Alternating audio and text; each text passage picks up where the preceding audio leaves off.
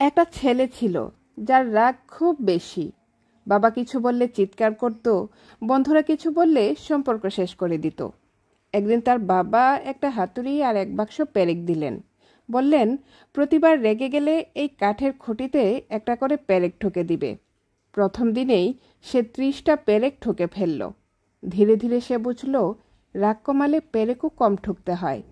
একসময় সে একদিনও রেগে না গিয়ে পার করে দিল। বাবা খুশি হয়ে বললেন, এবার প্রতিবার তুমি নিজেকে নিয়ন্ত্রণ করতে পারলে।